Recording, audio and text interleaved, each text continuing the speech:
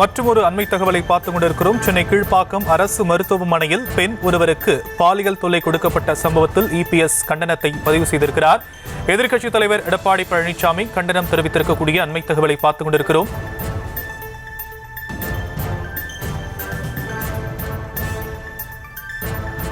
இதுகுறித்தான விவரங்களை நம்முடைய செய்தியாளர் ராஜேஷ் வழங்க நாம் கேட்கலாம். ராஜேஷ், எதிர்க்கட்சித் தலைவர் எடப்பாடி பழனிசாமி கண்டன அறிக்கையில என்னென்ன விஷயங்களை குறிப்பிட்டிருக்கிறார்?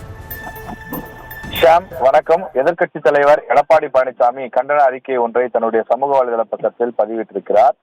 அதில் சென்னை கீழ்ப்பாக்கம் அரசு மருத்துவமனையில் ஒருவன் உள்ளே புகுந்து உள்ளே நோயாளியாக இருந்த பெண் ஒருவருக்கு பாலியல் தொல்லை அளித்ததாக வரக்கூடிய செய்திகள் அதிர்ச்சி அளிப்பதாக அவர் குறிப்பிட்டிருக்கிறார்.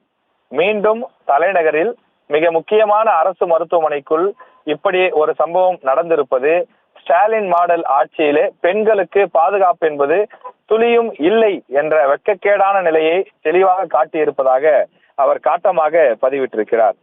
பெண்கள் பாதுகாப்பு பற்றி சட்டமன்றத்தில் வசனம் பேசிய முதலமைச்சர் மு.க. ஸ்டாலின் இப்போது என்ன பதில் சொல்ல போகிறார் எனவும் அவர் கேள்வி எழுப்பியிருக்கிறார்.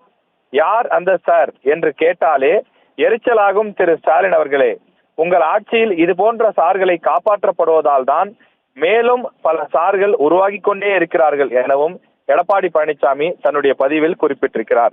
கீழ்ப்பாக்கம் மருத்துவமனை பாலியல் வழக்கில் கைதானவனுக்கு உச்சபட்ச சட்டப்பூர்வ தண்டனை கிடைக்கப் பெறுவதை உறுதி செய்ய ஸ்டாலின் மாடல் அரசை வலியுறுத்துகிறேன் எனவும் அவர் கேட்டுக்கொண்டிருக்கின்றார். இந்த கேஎம்சி சம்பவம், சென்னை கீழ்ப்பாக்கம் அரசு மருத்துவமனையிலே நடைபெற்ற இந்த சம்பவம் ஒரு பெரும் அதிர்ச்சியை ஏற்படுத்தியிருக்கக்கூடிய நிலையில் எதிர்க்கட்சி தலைவர் எடப்பாடி பழனிசாமி இது தொடர்பான அந்த கண்டன அறிக்கையை வெளியிட்டு அந்த குற்றவாளி மீது உரிய சட்ட நடவடிக்கை எடுப்பதற்கான நடவடிக்கையை மேற்கொள்ள வேண்டும் என தமிழக அரசை வலியுறுத்தி கேட்டுக் கொண்டிருக்கிறார்.